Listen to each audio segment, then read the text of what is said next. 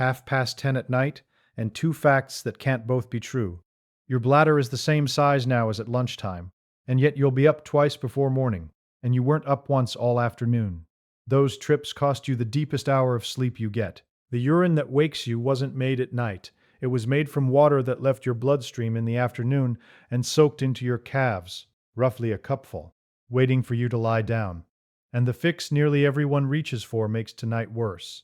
Near the end, I'll give you the 20-minute version of the fix, the exact hour it has to happen, and one detail about how high your legs need to be. Get the height wrong and the 20 minutes does nothing. But first, a number, and it takes 30 seconds. Sitting where you are, pull your sock down, find the flat shelf of bone on the inside of your shin, about 4-finger widths above the ankle. Press your thumb into it, hard enough to be slightly unpleasant, and hold while I count. 1, 2, 3, 4, 5. Lift your thumb, look at the dent, and count the seconds until the skin is smooth again. If it fills before you finish saying 1, there's almost nothing parked in that leg. Under 15 seconds is the mildest grade on the scale nurses use at the bedside. 15 to 30 seconds sits in the middle of that scale. Longer than 30 seconds, and you are carrying a real volume of water below the knee. Not fat, not swelling from injury. Water. Then there's the second number, which is simply how many times you got up last night. In a 2010 review in the Journal of Urology, pulling together the population studies, among men over 70, somewhere between 69 and 93% are up at least once, and between 29 and 59% are up twice or more. That spread is embarrassingly wide, and I'd rather show you the width than hand you a tidy number that isn't real.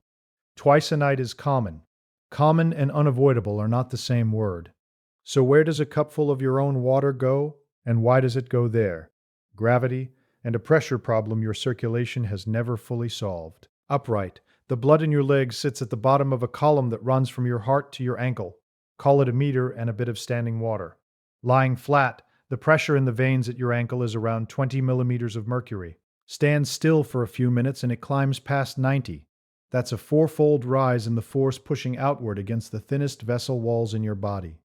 Every capillary leaks, deliberately. That's the only way oxygen and water get from a tube to a cell. Raise the pressure inside the tube and more water seeps out than gets pulled back in. And it collects in the interstitium, the wet space between your cells, the part of you that isn't blood and isn't cell, just soaked tissue. Think of a garden hose with 100 pinholes lying inside a sponge. Turn the tap up and the sponge gets heavier.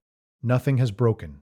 The physics simply changed. You have a pump built for exactly this, and it isn't your heart. It's your calf. The deep veins run through the middle of the calf muscle, and every time that muscle shortens, it squeezes them flat. One-way valves in those veins mean the squeezed blood can only travel one direction, upward. Physiologists call it the musculovenous pump. Every step you take is one beat of a second heart, located in your leg, and it only fires when the muscle contracts. Sit still, and the pump is switched off while the pressure stays on. There's a measurement for this. In a 2017 study in respiratory physiology and neurobiology, volunteers sat still, and the fluid volume in their legs rose by about 216 milliliters. Call it a large glass of water per pair of legs, over the course of one sitting, when the same people simply flex their ankles up and down while seated, less accumulated. The pump doesn't need a gym, it needs a contraction. Here's the picture I want you to keep, because you can use it to predict your own nights. When a city paves over its fields, rain that used to soak in now arrives at the river all at once, and floods it. So engineers build a detention basin, a shallow pond that catches the surge and lets it out slowly through a controlled outlet. Your lower legs have become an unplanned detention basin. They catch the fluid all day, but nobody designed the outlet and it doesn't release slowly. It releases the moment you go horizontal, in one surge, at 11 at night. Now run that model forward yourself. A day of errands on your feet, the pump fires a few thousand times, and the basin stays shallow. A day in the recliner with the footrest up but your ankles still below your hips, television on, pump silent for 6 hours. The basin fills. A 5-hour drive is the worst of all because the seat edge presses the back of your thigh and your calf never contracts once. You already know the evidence on your own body. The ridge across your calf when the sock comes off at 9, the shoe that slid on at 8 in the morning and had to be loosened by 4. That is not fat arriving during the day. That is plasma, your own blood water, parked outside your vessels, waiting. And none of it does you the slightest harm while you're standing up. The trouble starts the second you stop. Between March 2009 and January 2010, in the sleep unit at the Pitié-Salpêtrière Hospital in Paris, a doctor named Stefania Redolfi ran a small, stubborn experiment. She recruited 12 people with damaged vein valves in their legs. 6 men, 6 women, average age 59, none of them overweight. For 1 week, she had them wear thigh-length compression stockings from the moment they woke until they were already lying in bed. For another week, no stockings. Then she swapped the 2 groups over. Each of them slept in the lab with sensors reading the fluid volume in their legs, and an ink mark on the neck so the tape measure landed in the same place twice. The stockings cut the overnight movement of fluid out of the legs by 62%. The overnight swelling of the neck fell by 60%. Breathing interruptions during sleep dropped by 36%. But the number almost nobody quotes from that paper is the one in the plainest column of the table. Overnight urine volume fell from 545 milliliters to 331. 214 milliliters less urine made overnight by the same kidneys in the same people at the same bedtime.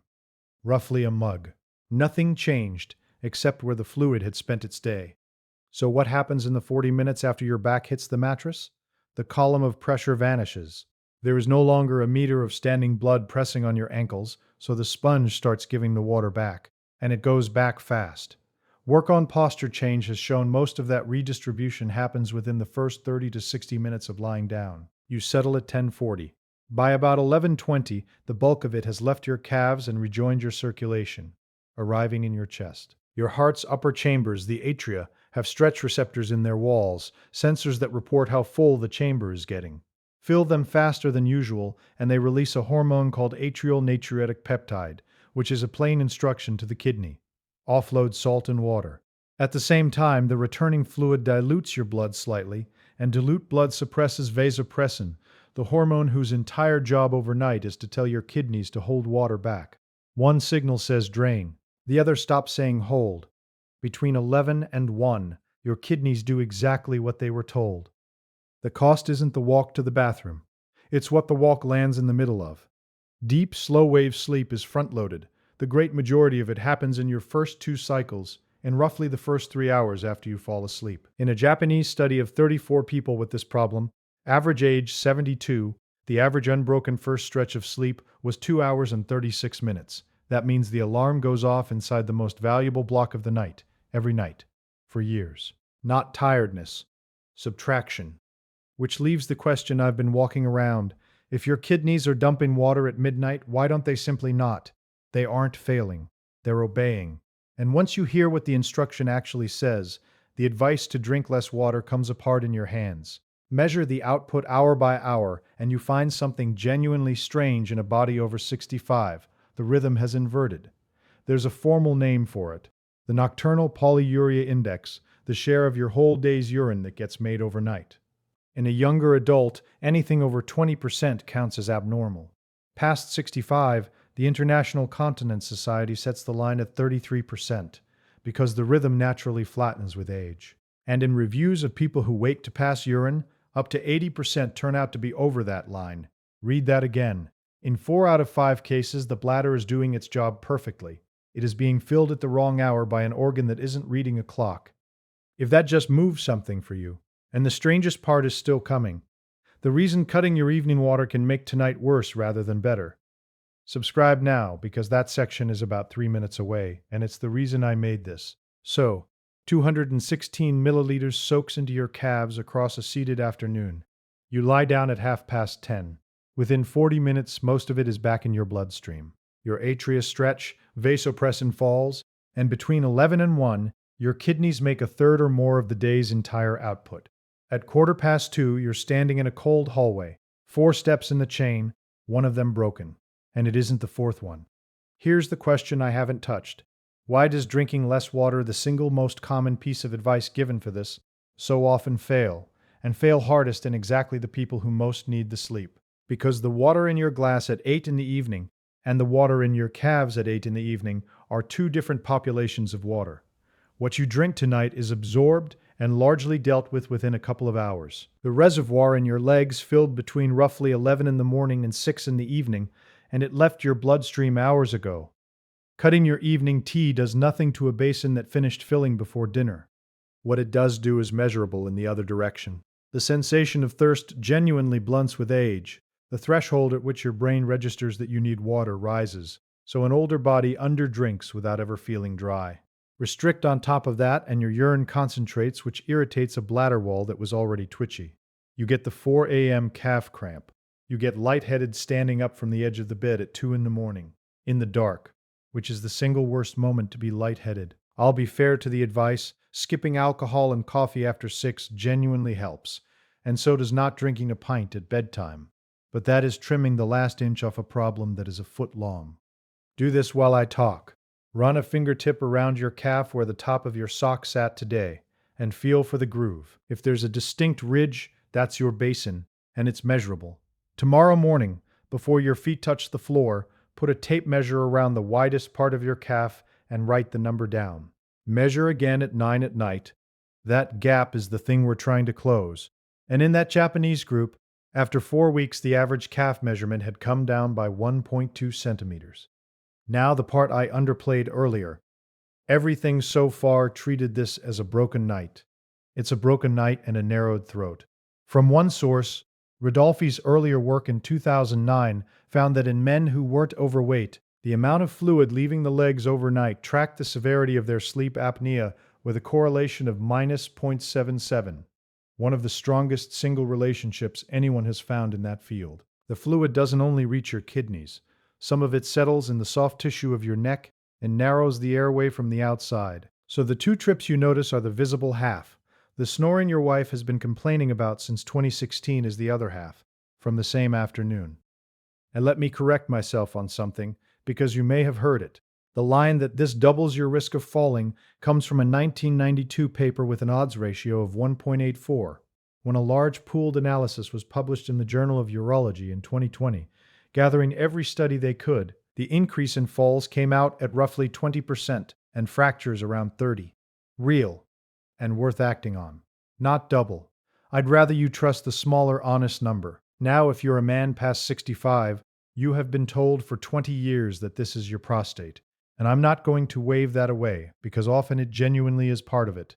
So here's the honest arithmetic. A multi-center study published in 2025 followed men after surgery for benign prostate enlargement. At a median of 15 months, 45% had complete resolution of their nighttime waking, 19% partly improved, and about a third were unchanged. A third of men had the prostate corrected and still got up at 2 in the morning, because in those men, the prostate was never the thing filling the bladder. Get the prostate examined. Genuinely get it examined. Just don't let it be the whole explanation for a problem that starts in your ankles. Which brings me to the specific part, the timing and the height. The single most important detail is the hour, and it's why the fix has a time in it. Lie down with your legs up at 10:30, and you have simply moved the surge to the moment you're falling asleep. Kidneys take time, the fluid arrives, the hormones respond, and the urine appears in your bladder, 60 to 90 minutes later, which lands it squarely inside your first deep sleep block. Do the same 20 minutes at 6 in the evening, and the surge happens while you're awake, upright and near a bathroom anyway. You empty at 7:30 standing up, instead of at 2:15 half asleep. Same volume. Completely different night. Second, the height, and this is where most people get nothing for their effort. Lying in a recliner with the footrest up does very little, because your ankles are still roughly level with your hips, and only slightly below your heart. The version used by the continence nurses at the Royal Melbourne Hospital in 2017 was flat on your back, with the legs raised so the legs and the heart sat at the same level. In a normal house, that means lying on the bed or the floor and putting your calves up on the seat of a dining chair, so your knees are bent at a right angle and your heels are higher than your knees. Flat back, ankle above knee, knee above hip. Third, and this is the part everyone skips, you don't lie still.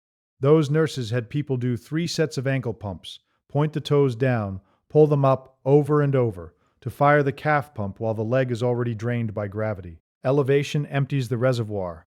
The ankle pumps push it out. Doing both is not twice as good as one. It's the difference between a drain opening and a drain being pumped. Here's where the evidence thins, and I'd rather say it next to the instruction than bury it. That Melbourne study had 21 people, average age 79. Leg swelling improved significantly. Quality of life improved significantly overnight. Urine volume dropped by 180 milliliters, which did not reach statistical significance.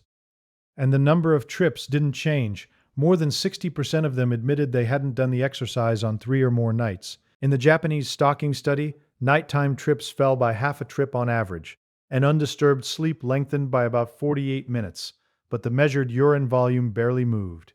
So the physics of the fluid shift is solid, proven with sensors on real legs. How many trips it removes from your particular night is not settled, and anyone telling you otherwise is selling something. So here's what it looks like, and you can write this down. 1. At 6 in the evening, lie flat with your calves up on a chair seat for 20 minutes. Heels higher than knees, knees higher than hips. 2. During those 20 minutes, do 3 sets of 20 ankle pumps, toes down, toes up, with a rest between sets. 3. Expect to pass urine within about 90 minutes of getting up, and let that happen. That's the whole point. You're moving the emptying from 2 in the morning to 7:30 at night. If nothing else in this video was new, hit like now, because that one shift of hours is the part that took me longest to find. 4. If your dent took longer than 15 seconds to fill, ask your doctor about knee-length graduated compression stockings. 15 to 20 millimeters of mercury, put on within 10 minutes of getting out of bed in the morning, off at bedtime, never worn asleep. Ask first if you have diabetes or any arterial disease in your legs. 2 of the 34 people in that Japanese study quit because the stockings hurt. 5. Keep drinking water during the day. This was never a problem of too much water. It was a problem of water in the wrong place at the wrong hour. Before you go, tell me 3 things in the comments: your age, the country you're watching from, and how many times you got up last night. 1, 2, 3, more.